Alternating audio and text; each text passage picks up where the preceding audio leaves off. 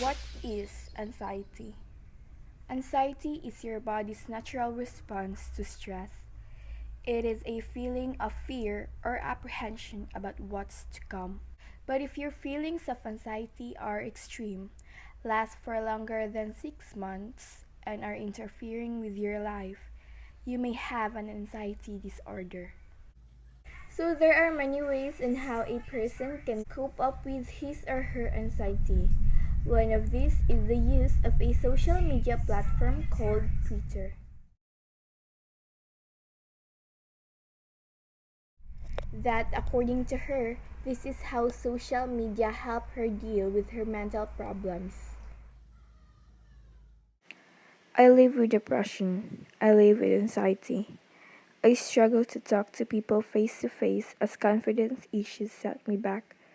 I know my mental health is important, so I talk about it, or at least I do now. For a long time, I didn't. I suffered as many do, in silence, alone unnecessarily. I spiraled into the maddening world of postnatal depression and anxiety after our second baby was born. My mental health was not in the best place in the years before this, but her birth was a catalyst like no other.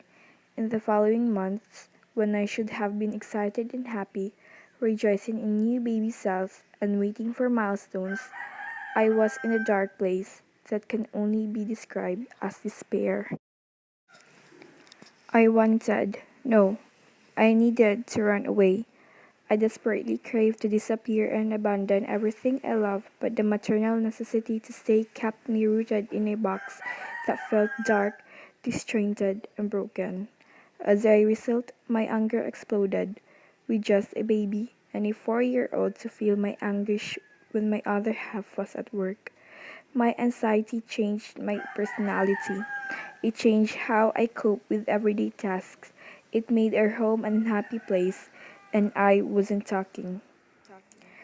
My anxiety, my depression were not going to vanish, and I needed help. I needed to start my own conversation. The void I found was Twitter, or at least I thought it was a void. Turns out Twitter is not an entirely soulless place with empty words and empty hearts. People listen, I was being heard, and something shifted. On days when I struggled badly with anxiety, I picked up my phone and tweeted. I let the world know that I felt as though the ground underneath me was disappearing, that I was droning, that the pain was unbearable. I was honest about those crippling days. I realized that I didn't have to feel so alone when it seemed like someone was listening. Even if it was temporary, it was an outlet. I wrongly believe that those tweets will disappear into the onslaught of words that ordinarily come flying at you on your timeline. People saw them. Better than that, people commented, and suddenly I was having conversations with others about the one thing that was dragging me down. I was supported from a distance while I felt the tightness crush my chest. These conversations are contests on Twitter with simple hashtags like mental health and mental health awareness being used daily. We are opening up. We are being heard. We are finding a way to say it's okay not to be okay.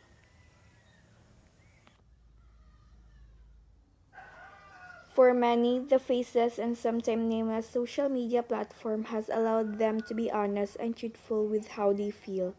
Being free to share inner thoughts without fear of judgment or ridicule is vital, and Twitter can give many of that freedom. So, according to her, balancing depression with social media, she believes is positive on the whole, as the conversation is blown wide open. Those of us who suffer often feel the support around them, but it can be negative for an individual who feels added pressure, as it seems as though the world's problems are landed on their shoulders. So, does it help? It's subjective. For her, it did. She found answers in like minded people, but more importantly, after she started her conversation on Twitter, she spoke to a counselor. She spoke to her husband. She opened up. She recognized how she was feeling. She got help.